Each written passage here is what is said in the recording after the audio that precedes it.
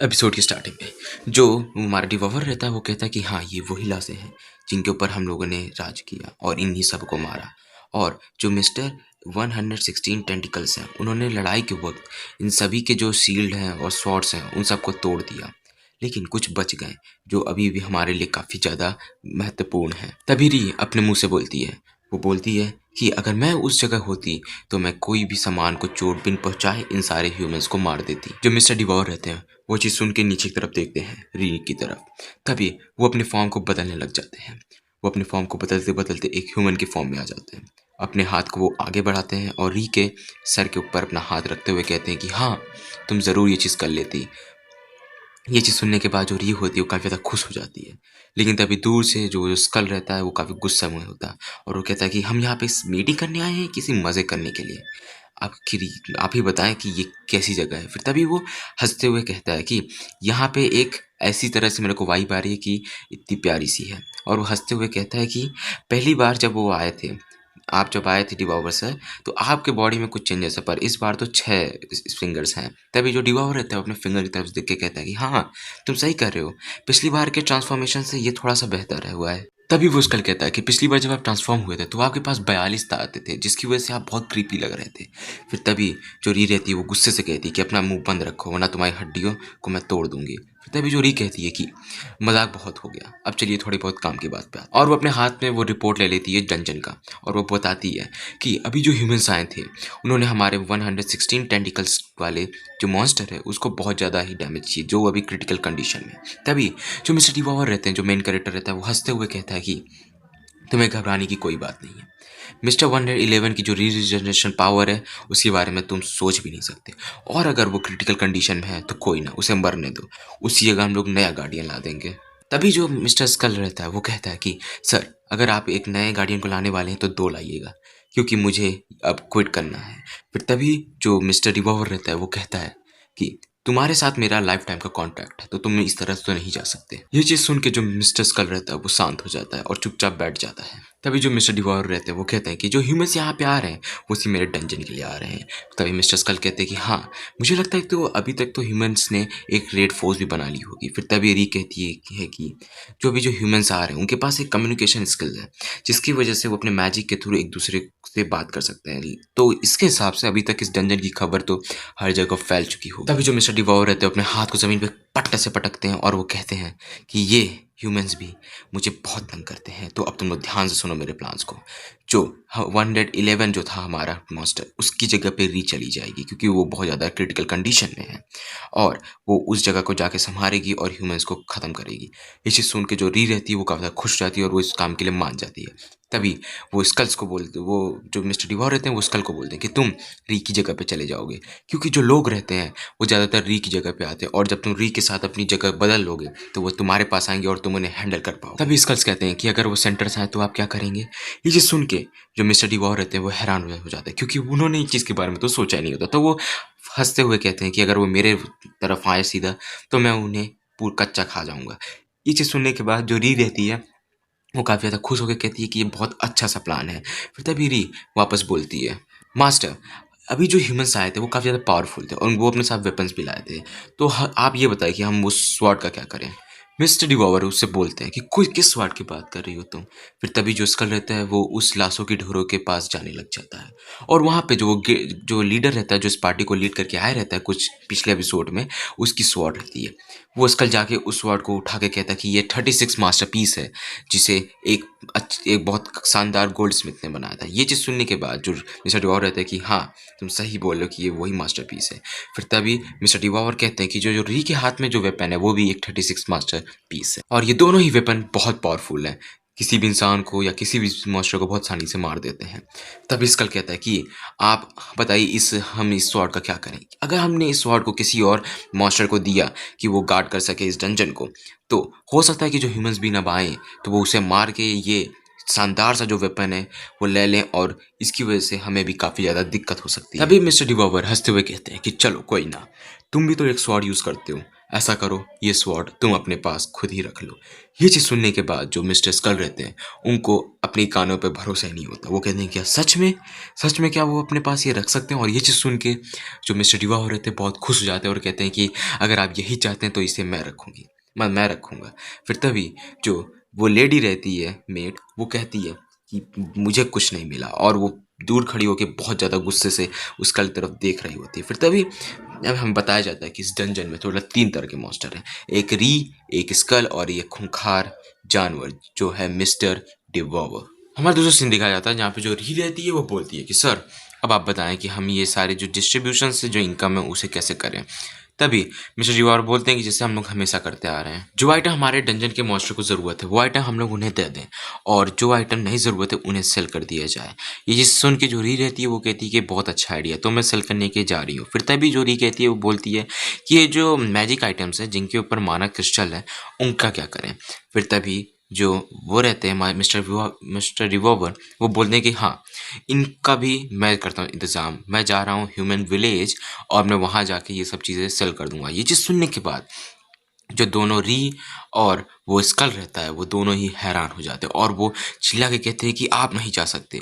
ये चीज़ सुनने के बाद जो मिस्टर ड्यूअर रहते हैं हैरान हो जाते हैं। फिर तभी स्कल कहता है कि आपका जो ट्रांसफॉर्मेशन है वो अच्छी तरह नहीं है, तो आपकी जगह री जाएगी। ये सुनने के बाद जो मिस्टर डिवॉर रहते हैं वो गुस्सा तो ज़रूर होते हैं, लेकिन हाँ वो उनकी बातें समझ जाते हैं और वो कहता है हाँ ठीक है, तुम जा तो रही हो लेकिन मेरे रास्ते में आते वक्त मेरे लिए कुछ अच्छा लाना।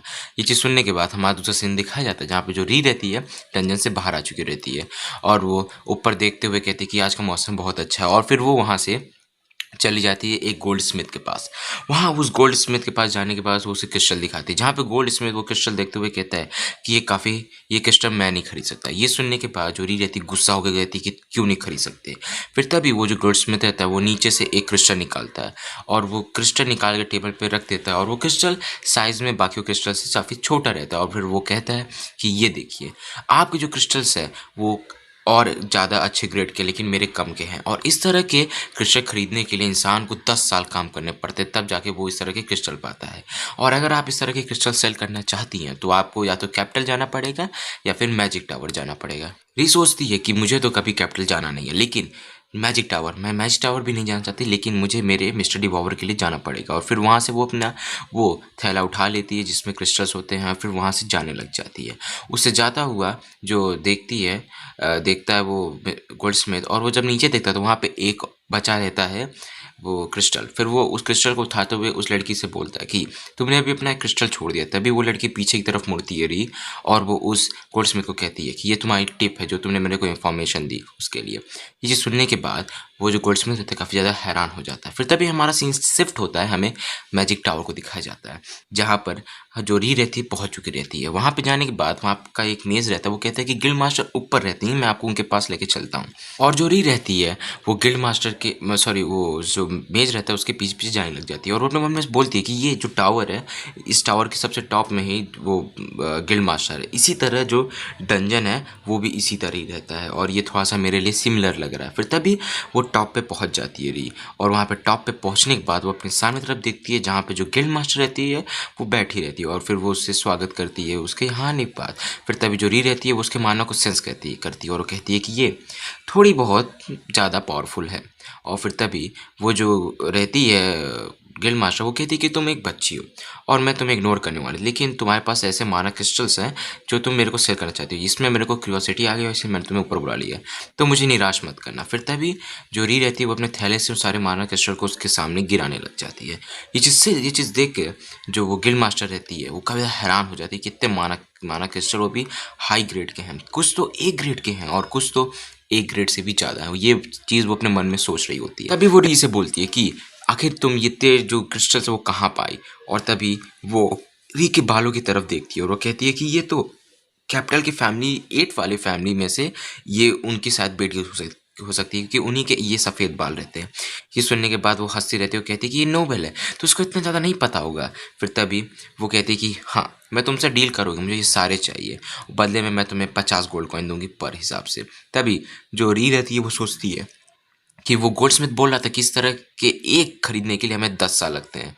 फिर तभी जो री रहती है वो बोलती है कि इस हिसाब से मुझे 100 गोल्ड कॉइन चाहिए पर हिसाब से। तो ये चीज़ सुनने के बाद जो वो रहती है गोल्डस्मिथ, सॉरी वो गिल्ड मास्टर, वो कहती है कि हाँ, मैं तो गलत समझी थी खुद को, ये समझदार है लड़की। फिर तभी वो जो रहती है री बहुत गुस्से से कहती है कि बताओ खरीदोगी? फिर तभी जो वो गिल्ड मास्टर रहती है वो कहती है कि मैं, मेरे पास इतने गोल्ड कॉइन नहीं है कि मैं तुमसे सब खरीद पाऊँ, मैं तुमसे सिर्फ कुछ ही खरीद पाऊंगी, इसीलिए मैंने तुम्हें कम दाम बताया। फिर तभी री गुस्से से कहती है कि जितना तुमसे हो सके सिर्फ उतना खरीदो। ये चीज़ सुनने के बाद जो गिल्ड मास्टर रहती है वो कहती है कि ठीक है, लेकिन आप चाहे तो कुछ गोल्ड कॉइन ले लें मेरे से, और बचे कुचे क्रिस्टल्स के लिए आप मेरे स्टोर रूम से कुछ भी उठा सकते हैं। फिर इसके लिए जो री रहती है वो मान जाती है और फिर वो उस गोल्ड कॉइन को लेते हुए कहती है कि यार ये आसानी से हो जाएंगे। फिर तभी जो गिल्ड मास्टर कहती है कि हाँ, और फिर गिल्ड मास्टर उठते हुए कहती है कि आइए मेरे साथ, मैं आपको स्टोर रूम लेके चलती हूँ। तभी गिल्ड मास्टर बोलती है कि बाहर के लोग मेरे ये स्टोर रूम में नहीं इनवाइट है, लेकिन आप कुछ खास हैं इसीलिए आप आइए। स्टोर रूम में आने के बाद वहाँ पे वो उसे काफ़ी अलग अलग आइटम्स दिखाती है, कुछ तो पॉइजनस होते हैं तो कुछ बस फैशंस के लिए होते हैं। फिर तभी जो री रहती है उन्हें वो सारे आइटम्स देखती है, और लेकिन उसे उन सब आइटम में से कोई भी एक आइटम भी नहीं पसंद आता। एक वहाँ पे एक रिंग रहता है जिसमें पॉइजनस रहता है जो उसको बिल्कुल नहीं पसंद आया। ये सुनने के बाद जो गिल्ड मास्टर रहती है वो कहती है कि हाँ ये एल्केमी है तो ये आपको पसंद नहीं आएगा। फिर तभी वो एक हार्ट शेप जैसे क्रिस्टल के पास पहुँच जाते हैं। फिर वो कहती है वहाँ पे गिल्ड मास्टर कि ये हार्ट शेप क्रिस्टल आपको किसी भी लड़की के प्यार में पड़वा सकती है, या तो किसी भी लड़के को आपके प्यार में पड़वा सकती है। ये सुनने के बाद जो री रहती है काफ़ी हैरान हो जाते हैं और वो काफ़ी ब्लश करने लग जाती है, क्योंकि वो मिस्टर डिवॉल्वर के ऊपर ये चीज़ इस्तेमाल करना चाहती है। फिर वो उस हर्ट वाले क्रिस्टल पे फिदा हो जाती है और उसे खरीदना चाहती है। ये उसकी ये चीज़ देखने के बाद जो गिल्ड मास्टर रहती है कि हाँ ठीक है तुम खरीद सकती हो, लेकिन क्या तुम्हें पता भी है कि इस जो ये क्रिस्टल है इस पर अगर तुम माना अप्लाई करोगे तो ये एक्टिवेट हो जाएगा, जिसकी वजह से तुम जिसके सामने भी ये चीज़ यूज़ करोगे वो तुम्हारे पैर में पड़ जाएगा, भले क्यों ना वो एक एम्परर हो। ये चीज़ सुनने के बाद जो री रहती है वो थोड़ा बहुत गुस्से में हो जाती है और फिर वो उसको कहती है कि हाँ तुम मेरे से इस चीज़ के बदले में ले सकती हो। तभी वो चीज़ क्या होती है हमें नहीं दिखाया जाता है, लेकिन जो वो रहता है गिल्ड मास्टर वो चीज़ ये चीज़ देख के काफ़ी हैरान हो जाता है। फिर तभी हमें दिखाया जाता है कि वो चीज़ क्या रहती है। वो और कोई नहीं, वही 36 मेस्टिक की मास्टरपीस आइटम है। री उस आइटम को दिखाते हुए कहती है कि तुम ये चीज़ ले लो और साथ ही साथ वो 2000 गोल्ड कॉइन भी ले लो जो तुम मुझे देने वाली थी, लेकिन मुझे ये हर्ट क्रिस्टल दे दो। तो गाइस आज की एपिसोड आज हमारी यहीं खत्म होती है। तो मेरी पहली बात है आपसे एक बहुत रिक्वेस्ट है, अगर आपको वीडियो मेरी पसंद है तो प्लीज़ चैनल को लाइक सब्सक्राइब करिए। मुझे इससे काफ़ी ज़्यादा मोटिवेशन मिलता है कि मैं आइंदा आगे वीडियो बना पाऊँ। अगर मेरे 100 सब्सक्राइबर जिस दिन हो जाएंगे उस दिन से मैं दिन में 3 वीडियो अपलोड करूँगा। और अगर आपके दिमाग में ऐसा कोई मांगा है या फिर एनिमे है जो काफ़ी ज़्यादा पॉपुलर है और मुझे आप चाहते हो कि मैं उसे एक्सप्लेन करूँ तो आप मेरे को कमेंट में बता सकते हो।